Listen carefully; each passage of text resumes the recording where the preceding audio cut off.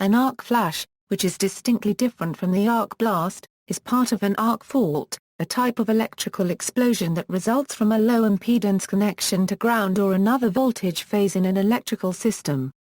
Definition: an arc flash is the light and heat produced from an electric arc supplied with sufficient electrical energy to cause substantial damage, harm, fire, or injury. Electrical arcs experience negative resistance, which causes the electrical resistance to decrease as the arc temperature increases. Therefore, as the arc develops and gets hotter, the resistance drops, drawing more and more current until some part of the system melts, trips, or evaporates, providing enough distance to break the circuit and extinguish the arc. Electrical arcs, when well controlled and fed by limited energy, produce very bright light, and are used in arc lamps, for welding, plasma cutting, and other industrial applications. Welding arcs can easily turn steel into a liquid with an average of only 24 DC volts. When an uncontrolled arc forms at high voltages, arc flashes can produce deafening noises, supersonic concussive forces, superheated shrapnel, temperatures far greater than the sun's surface, and intense, high-energy radiation capable of vaporizing nearby materials. Arc flash temperatures can reach or exceed 35,000 degree Fahrenheit at the arc terminals. The massive energy released in the fault rapidly vaporizes the metal conductors involved, blasting molten metal and expanding plasma outward with extraordinary force. A typical arc flash incident can be inconsequential but could conceivably easily produce a more severe explosion. The result of the violent event can cause destruction of equipment involved, fire, and injury not only to an electrical worker but also to bystanders. During the arc flash, electrical energy vaporizes the metal, which changes from solid state to gas vapor, expanding it with explosive force. For example, when copper vaporizes, it suddenly expands by a factor of 67,000 times in volume. In addition to the explosive blast, called the arc blast of such a fault, destruction also arises from the intense radiant heat produced by the arc. The metal plasma arc produces tremendous amounts of light energy from far infrared to ultraviolet. Surfaces of nearby objects, including people, absorb this energy and are instantly heated to vaporizing temperatures. The effects of this can be seen on adjacent walls and equipment. They are often ablated and eroded from the radiant effects. Examples: one of the most common examples of an arc flash occurs when an incandescent light bulb burns out. When the filament breaks, an arc is sustained across the filament, enveloping it in plasma with a bright, blue flash. Most household light bulbs have a built-in fuse, to prevent a sustained arc flash from forming and blowing fuses in the circuit panel. Most 480 V electrical services have sufficient capacity to cause an arc flash hazard. Medium voltage equipment is higher potential and therefore a higher risk for an arc flash hazard. Higher voltages can cause a spark to jump, initiating an arc flash without the need for physical contact, and can sustain an arc across longer gaps. Most power lines use voltages exceeding 1000 volts, and can be an arc flash hazard to birds, squirrels, people, or equipment such as vehicles or ladders. Arc flashes are often witnessed from lines or transformers just before a power outage, creating bright flashes like lightning that can be seen for long distances. High-tension power lines often operate in the range of tens to hundreds of kilovolts. Care must usually be taken to ensure that the lines are insulated with a proper flashover rating, and sufficiently spaced from each other, or an arc flash can spontaneously develop. If the high-tension lines become too close either to each other or ground, a corona discharge may form between the conductors. This is typically a blue or reddish light caused by ionization of the air, accompanied by a hissing or frying sound. The corona discharge can easily lead to an arc flash, by creating a conductive pathway between the lines. This ionization can be enhanced during electrical storms, causing spontaneous arc flashes and leading to power outages. One of the most common causes of arc flash injuries happens when switching on electrical circuits and, especially, tripped circuit breakers. A tripped circuit breaker often indicates a fault has occurred somewhere down the line from the panel. The fault must usually be isolated before switching the power on, or an arc flash can easily be generated.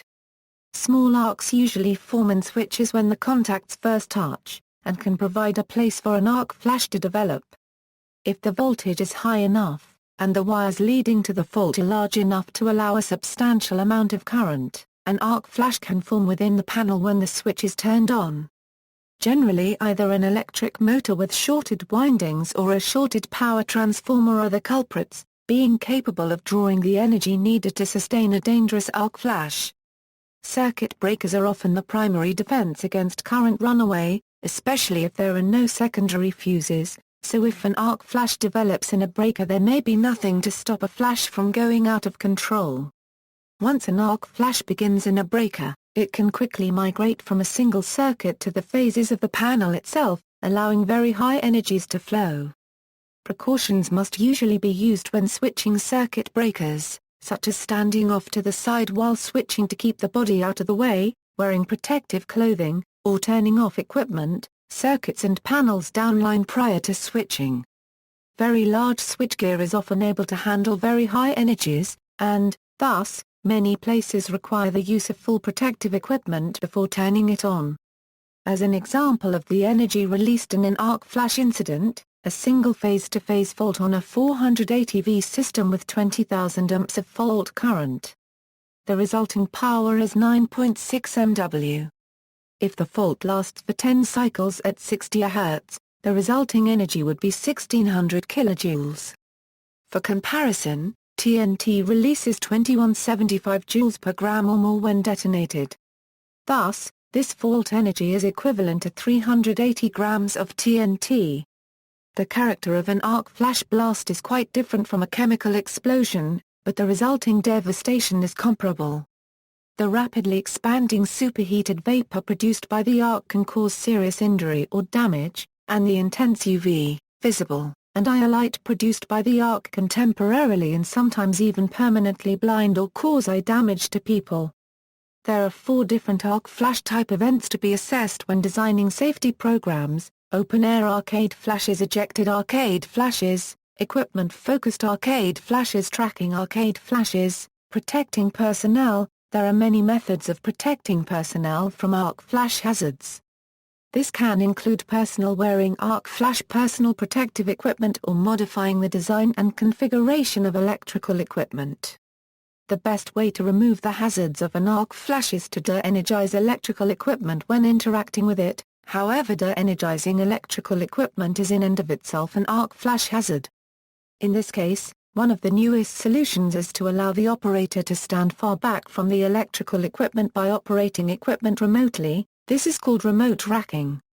Arc flash protection equipment. With recent increased awareness of the dangers of arc flash, there have been many companies that offer arc flash personal protective equipment.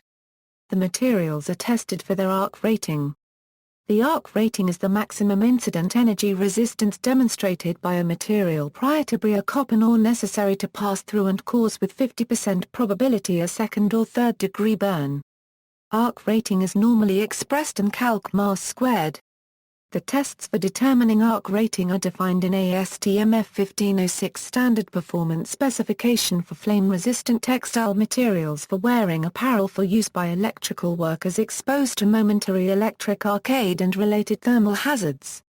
Among the best fabrics for protection against electric arc flash are the mod acrylic cotton blends. Selection of appropriate PPE, given a certain task to be performed, is normally handled in one of 2 possible ways. The first method is to consult a hazard category classification table, like that found in NFPA 70E Table 130.7, c. 15, a, lists a number of typical electrical tasks by various voltage levels and recommends the category of PPE that should be worn. For example, when working on 600 V switchgear and performing a removal of bolted covers to expose bare, energized parts, the table recommends a Category 3 protective clothing system. This Category 3 system corresponds to an ensemble of PPE that together offers protection up to 25 calories mass squared. The minimum rating of PPE necessary for any category is the maximum available energy for that category. For example, A Category 3 arc flash hazard requires PPE rated for no less than 25 calories per mass squared. The second method of selecting PPE is to perform an arc flash hazard calculation to determine the available incident arc energy. IEEE 1584 provides a guide to perform these calculations given that the maximum fault current, duration of faults, and other general equipment information is known. Once the incident energy is calculated, the appropriate ensemble of PPE that offers protection greater than the energy available can be selected. PPE provides protection after an arc flash incident has occurred and should be viewed as the last line of protection. Reducing the frequency and severity of incidents should be the first option, and this can be achieved through a complete arc flash hazard assessment and through the application of technology such as high-resistance grounding, which has been proven to reduce the frequency and severity of incidents. Reducing hazard by design. 3 key factors determine the intensity of an arc flash on personnel. These factors are the quantity of fault current available in a system, the time until an arc flash fault is cleared, and the distance an individual is from a fault arc. Various design and equipment configuration choices can be made to affect these factors and in turn reduce the arc flash hazard. Fault current. Fault current can be limited by using current-limiting devices such as grounding resistors or fuses. If the fault current is limited to 5 amperes or less, then many ground faults self-extinguish and do not propagate into phase-to-phase faults. Arcing time. Arcing time can be reduced by temporarily setting upstream protective devices to lower set points during maintenance periods, or by employing zone-selective interlocking protection. With zone-selective interlocking, a downstream breaker that detects a fault communicates with an upstream breaker to delay its instantaneous tripping function. In this way selectivity will be preserved, in other words faults in the circuit are cleared by the breaker nearest to the fault, minimizing the effect on the entire system. A fault on a branch circuit will be detected by all breakers upstream of the fault. The circuit breaker closest to the downstream fault will send a restraining signal to prevent upstream breakers from tripping instantaneously. The presence of the fault will nevertheless activate the preset trip delay timer, S, of the upstream circuit breaker, S. This will allow an upstream circuit breaker to interrupt the fault, if still necessary after the preset time has elapsed. The ZSIP system allows faster instantaneous trip settings to be used, without loss of selectivity. The faster trip times reduce the total energy in an arc fault discharge. Arcing time can significantly be reduced by protection based on detection of arc flashlight. Optical detection is often combined with overcurrent information. Light and current-based protection can be set up with dedicated arc flash protective relays, or by using normal protective relays equipped with an add-on arc flash option. The most efficient means to reduce arcing time is to use an arc eliminator that will extinguish the arc within a few milliseconds. Distance. The radiant energy released by an electric arc is capable of permanently injuring or killing a human being at distances of up to 20 feet. The distance from an arc flash source within which an unprotected person has a 50% chance of receiving a second-degree burn is referred to as the flash protection boundary. The incident energy of 1.2 calories per centimeter 2 on a bare skin was selected in solving the equation for the arc flash boundary in IEEE 1584. The IEEE 1584 arc flash boundary equations can also be used to calculate the arc flash boundaries with boundary energy other than 1.2 calories per centimeter 2, such as onset to second-degree burn energy. Those conducting flash hazard analyses must consider this boundary, and then must determine what PPE should be worn within the flash protection boundary. Remote operators or robots can be used to perform activities that have a high risk for arc flash incidents, such as inserting draw-out circuit breakers on a live electrical bus. Remote racking systems are available which keep the operator outside the arc flash hazard zone. Research. Both the Institute of Electrical and Electronics Engineers and the National Fire Protection Association have joined forces in an initiative to fund and support research and testing to increase the understanding of arc flash. The results of this collaborative project will provide information that will be used to improve electrical safety standards, predict the hazards associated with arcing faults and accompanying arc blasts, and provide practical safeguards for employees in the workplace. Standards: OSHA Standards 29 CFR, Parts 1910 and 1926. Occupational Safety and Health Standards. Part 1910, Subpart SA millisecond Section 1910.332 through 1910.335 contain generally applicable requirements for safety-related work practices. On April 11, 2014, OSHA adopted revised standards for electric power generation, transmission, and distribution work at Part 1910, a Section 1910.269 and Part 1926, Subpart V, which contain requirements for arc flash protection and guidelines for assessing arc flash hazards, making reasonable estimates of incident heat energy from electric arcs, and selecting appropriate protective equipment. All of these OSHA standards reference NFPA 70E.